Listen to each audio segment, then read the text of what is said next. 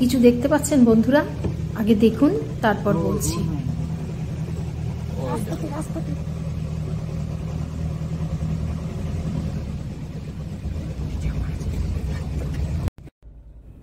উড়িষ্যার সম্বলপুর ভ্রমণের আজ হচ্ছে তৃতীয় দিন বা শেষ দিন। আমরা আজকে যাচ্ছি দেবরিগড় ওয়াইল্ড লাইফ স্যাংচুরিতে। এখানে সাধারণত অনলাইন বুকিং করেই যেতে হয়, কিন্তু আগের দিনকে আমরা অনেক চেষ্টা করেছিলাম, ওখানকার সার্ভার ডাউন থাকার জন্য আমরা কিন্তু বুকিং করতে পারিনি। তো যাই হোক, হাজব্যান্ডকে বললাম চলো যাই, দেখি যদি টিকিট ম্যানেজ করতে পারি, আর না হলে সামনে থেকে ঘুরে চলে আসবো। তো প্রবেশ করছি দেবরিগড় ওয়াইল্ড লাইফ স্যাংচুরির মেন যে গেট, এই জায়গাটাকে বলে 0 পয়েন্ট। তো এখানে গাড়ি পার্ক করে আমরা এদের যে অফিস বা কার্যালয় সেখানে এসে আমাদের সমস্যার কথা জানালাম, এবং এরা নিজেরাও স্বীকার করছে যে হ্যাঁ, কালকে একদম সার্ভার ডাউন, তাই কেউই টিকিটকে কাটতে পারেনি অনলাইন, আর অনলাইনই বুকিং করতে হবে যেহেতু এটি সরকারি ব্যবস্থাপনা। ওনাদেরকে অনেক রিকোয়েস্ট করার পর ওনারা একটা জিপসি গাড়ির ব্যবস্থা করে দিল আমাদের, 4 সিটারের। পুরো গাড়িটাই আমাদের নিতে হবে, না হলে ইন্ডিভিজুয়ালি টিকিট করলে 390 টাকা করে পড়ে। এটা আমাদের 2120 টাকা লাগলো উইথ জিএসটি। তারপরে ভাবলাম যে অনেক সকালে বেরিয়েছি, কিছু ব্রেকফাস্ট করব। তো রেস্টুরেন্ট এখনো শুরু হয়নি, 11টার পর থেকে হবে। তো সামনেই একটা দোকান ছিল, ছোট দোকান থেকে খুবই সামান্য খাবার পেলাম প্রায় শেষের পথে। আর খাবার দাবার খুবই বাজে, ভালো নয়। তাই যদি এত সকালে যান তো খাবার দাবার ক্যারি করে যাবেন, তাহলে খুব সুবিধা হবে। অবশেষে আমাদের গাড়ি চলে এলো, আমরা সেই গাড়ি করেই এই 0 পয়েন্ট থেকে আমরা যাব পার্বতী টুং পর্যন্ত 20 কিলোমিটারের সাফারি দেবরিগড় ওয়াইল্ড লাইফ স্যাংচুরি। বেশ উত্তেজিত হয়েই আর কি এক্সাইটনেস কাজ করছে আমাদের মধ্যে। তো আমরা ওই আস্তে আস্তে জঙ্গলের ভেতরে প্রবেশ করছি, ভীষণ সুন্দর। আর এই সাফারি আমরা এর আগেও মধ্যপ্রদেশের বান্ধবগড়েও করেছিলাম, ভীষণ ভালো লেগেছিল। সেখানে তো আমরা একদম সামনে বাঘ দেখেছিলাম, সে এক আলাদা অনুভূতি।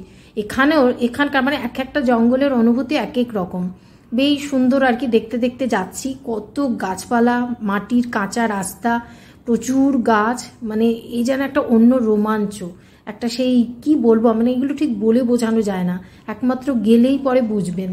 আর এই যে ডান দিকে রাস্তাটা চলে গেছে, এটা যাচ্ছে নেচার ক্যাম্পে যারা থাকবে তাদের জন্য। আমরা কিন্তু নেচার ক্যাম্পে থাকিনি, আমরা শুধু সাফারি করেই ফিরে আসবো। আর এখানে নেচার ক্যাম্পে থাকা যায়, সাফারি করা যায়, রিভার ক্রুজ করা যায়। সময়ের অভাবে আমরা শুধু এই জঙ্গল সাফারিটাই করেছিলাম। ভালো করে খেয়াল করতে করতে যাচ্ছি, কোথায় কোনো যদি আর কি পশু পাখি দেখতে পাই তো সবাই আর কি সজাগ একদম। তো সামনে দেখছি একটা গাড়ি দাঁড়িয়ে রয়েছে, নিশ্চয়ই কিছু দেখতে পেয়েছে, সেই জন্য আমাদের যিনি আর কি ড্রাইভার কাম গাইড, তিনি আর কি বলছেন যে লক্ষ্য করুন ওখানে হয়তো হরিণ আছে। তো সবটা তো ক্যামেরা বন্দি করা যায় না, এত গাছের আড়াল আবডাল, সবটা আর কি চোখের ক্যামেরায় বন্দি করছি। বেশ ভালো লাগছে, ভালো একটা অনুভূতি নিয়ে আমরা ক্রমশ ওই জঙ্গলের দিকে এগিয়ে যাচ্ছি। আর গেট থেকে 20 কিলোমিটার ওই পার্বতী টুং হচ্ছে এন্ড পয়েন্ট এই সাফারির। বেশ ভালো লাগছে আর কি, কত গাছপালা। এমন সময়ই অনেক অনেক এই যেমন ময়ূর দেখতে, এই যে দেখুন ময়ূর, জুতে দেখা ময়ূর আর এখানে দেখা ময়ূরের মধ্যে কিন্তু অনেক তফাৎ আছে, দেখতে পেয়ে বেশ ভালো লাগলো। এখানে গাড়িটা আমাদের খানিকটা স্লো করলো যাতে আমরা আরো ভালো করে দেখতে পাই। তারপরে আবার সামনের দিকে এগোচ্ছি। এগিয়ে যেতে যেতে এখানেও কিন্তু এক আর কি বলবো, ওদের পরিবার নিয়ে পুরো হনুমান, তাদের ডাক, চারিদিকে ডাকগুলো শুনতে পাচ্ছি আমরা। সাফারি করার সময় কখনো কিন্তু আশা করবেন না যে আমি প্রচুর পশু পাখি দেখতে পাবো। এই যে জঙ্গলের মজাটা বা জঙ্গলের যে রোমাঞ্চ, যে অ্যাডভেঞ্চার, সেটাকেই উপভোগ করতে করতে যাচ্ছি। যদি আমি আশা করি অনেক কিছু দেখতে পাবো তাহলে কিন্তু ব্যর্থ হতে হবে। তাই যেটা দেখতে পাচ্ছি, এই যে হনুমান দেখেও কিন্তু আমরা এক্সাইটেড হয়ে যাচ্ছি আর কি।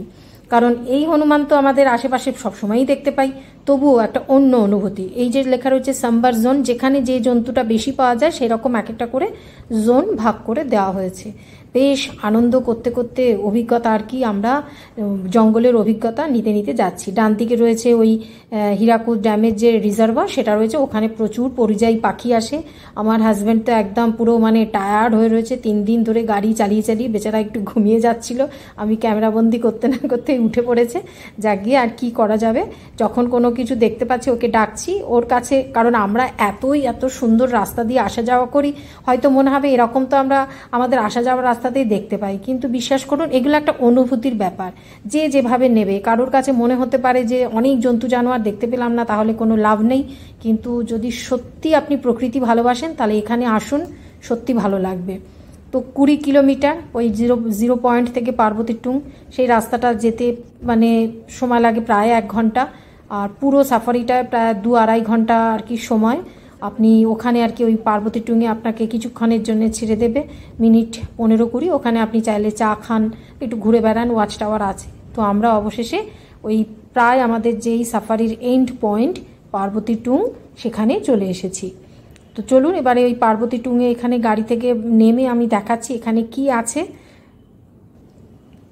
এখানে আপনারা টয়লেট পাবেন, লেডিস জেন্টস দুটোই টয়লেট আছে, তারপরে রয়েছে চা খাওয়ার জায়গা, আর রয়েছে ওয়াচ টাওয়ার। অনেক গাড়ি এখানে এসে থেমেছে, তবে চা খাওয়ার যে জায়গায় যে এইটা, এখানে এখনও চা মানে বিক্রি হচ্ছে না, সবই 11টার পরে বলছে। আমরা সাফারি করেছিলাম 9:15 থেকে, প্রায় আমাদের যখন বেরিয়েছি প্রায় 11:15 বাজে, ওইটা করেছিলাম। 4টে টাইমে আর কি সাফারি হয়, খুব সকালে 9টার সময়, একটা হয় 11টা কততে, আর 2:45-এ। তো এখানে একটা খুব সুন্দর এই রিজার্ভারের ওপর একটা এরকম টেম্পোরারি আর কি জেটি টাইপ করা আছে। দেখুন ওই গাছে কত সুন্দর পরিযায়ী পাখিরা বসে রয়েছে, আর এখানে একজন টিচার তার স্টুডেন্টদের নিয়ে এসেছে, খুব মজা করছে ওরা। ওদেরকে দেখে আমারও ভীষণ ভালো লাগছে, আমারও সেই স্টুডেন্টদের সাথে আমার যে মানে সম্পর্ক ছিল, যে ভালো সম্পর্ক ছিল, ভালো ভালো সময় কাটিয়েছি, সেগুলো মনে পড়ছে। ভীষণ একটা প্রকৃতির মাঝে এত সুন্দর মানে দৃশ্য, প্রকৃতি তো সুন্দর হয়ই, এইসব দেখে মুগ্ধ না হয়ে কিন্তু পারবেন না। খুব খুব ভীষণভাবে উপভোগ করছি আমাদের এই মানে সাফারি বলুন বা এই যে এই জায়গাগুলো। তো এরপর আমরা ওখান থেকে নেমে আমরা ভাবলাম যে চলো এবার একটু ওয়াচ টাওয়ারে উঠি। ওয়াচ টাওয়ারে উঠে সন্ধ্যের দিকে এলে এখানে অনেক পশুরা জল খেতে আসে ওই সন্ধ্যের দিকে, সেটা দেখা যায়। তো এখন তো এই 11:30 মতন বাজে, এখন দেখা যাবে না, এতটা রোদে ওরা অনেক গভীর জঙ্গলে ঢুকে গেছে। তবুও জিনিসটা কি একবার দেখার জন্য আমরা ওপরের দিকে উঠছি, প্রকৃতিকে অনুভব করছি অনেক কাছ থেকে। ভালো আপনার লাগবেই, ভীষণই সুন্দর। প্রচণ্ড হাঁপিয়ে গেছি, গত 3 দিন ধরে প্রচুর ঘোরাঘুরি হচ্ছে আমাদের। তবুও আর কি যতটাই আর কি কষ্ট হোক না কেন, আস্তে আস্তে ওই ওয়াচ টাওয়ারের ওপরে উঠে সব দেখলাম। এখানে কিন্তু ওই সোলার সিস্টেমেই সমস্ত কিছু চলে, ইলেকট্রিসিটি নেই, আর এতেই আর কি যা হয়। আর একদম মোবাইলের টাওয়ার মানে প্রায় নেই, মোবাইল ফোন এখানে ব্যবহার করাই যাবে না। তো যাকে এখানে আমরা ভীষণ মজা করলাম। তারপরে এই স্মৃতিগুলো ধরে রাখার জন্য আমার ছেলে অনেক সুন্দর সুন্দর ফটো তুলে দিল আমাদেরকে, আর আমি তো যা পাচ্ছি তাই ভিডিও করে যাচ্ছি। প্রচুর ক্লিপিংস আমি হয়তো এখানে দিচ্ছি না, কারণ এত বড় ভিডিও কে দেখবে। আমি আমার জন্য সেগুলোকে কিন্তু সঞ্চয় করে রেখে দিলাম আমার এই যে। তারপরে এবার আমরা ফেরার সময় এই দৃশ্য, বাইসন যে প্রাণী প্রায় বিলুপ্তির পথে আর কি রাস্তা ক্রস করছে, এটা আমরা ফেরার সময় দেখেছি, পার্বতী টুং থেকে 0 পয়েন্ট ফেরার সময়।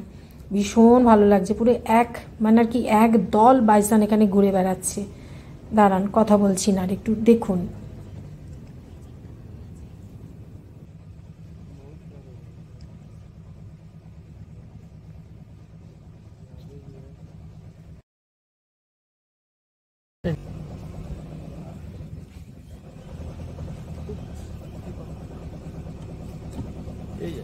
এই যে একটা চলে যাচ্ছে এদিকে, চলো আগে বাড়ি গেছে না, এখানে অনেক আছে অনেক আছে, ভেতরে ঢুকে আছে, এখানে আছে।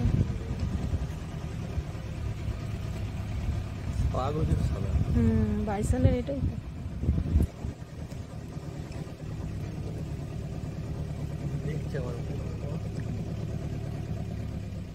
পুরো বাইসনের গ্যাংটা এখানে চলছে।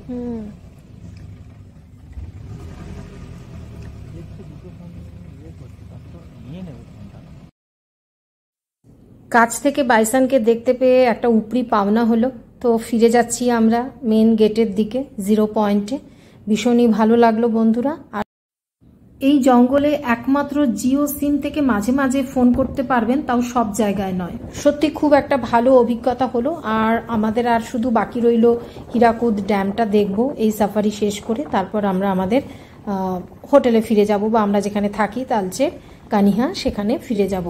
তো ভীষণই ভালো লাগলো। আপনারা যদি এখানে আসেন, আর এই যে গাড়িগুলো যাচ্ছে এরা নেচার ক্যাম্পে থাকবে, তাই নিজেদের গাড়িকেই এরা ওখানে মানে ওই মেইন যে গেটের কাছে অফিস সেখান থেকে পারমিশন করিয়ে তবে নেচার ক্যাম্পের দিকে যাচ্ছে।